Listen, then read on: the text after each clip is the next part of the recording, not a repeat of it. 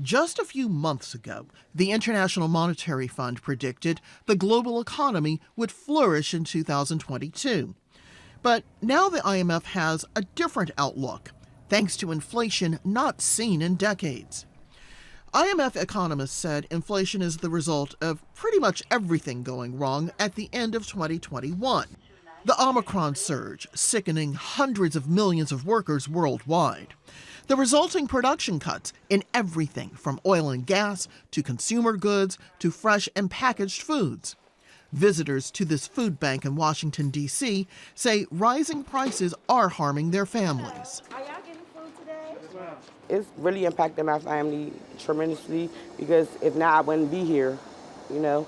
And in order for the organization to help us, that's a blessing. It's barely nothing in the stores to shop with. And then there's the ongoing global supply chain disruptions, likely to be around well into 2022. The only way to reverse inflation, says the IMF, raise interest rates.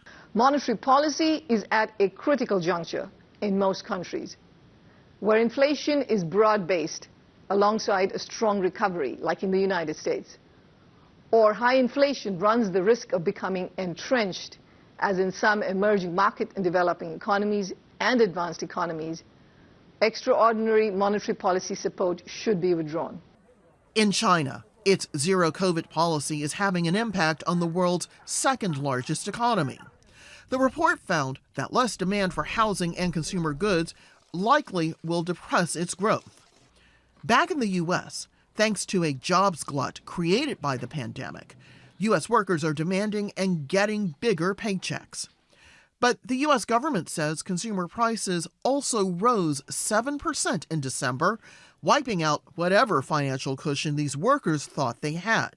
Between that and the end of a federal child tax credit program, low and middle income families are back to counting every penny, sometimes coming up short. So we're having to make some choices about what people receive in their bag.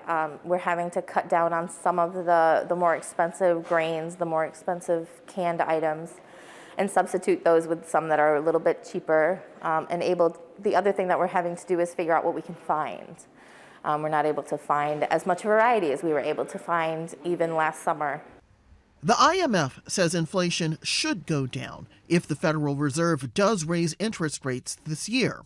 That's because people don't spend as much when credit gets more expensive. It also says economic growth should improve as more people get vaccinated and return to work. But if the pandemic worsens again, the IMF says inflation will affect all people's lives for some time to come. Rosiland, Aljazeera, Washington.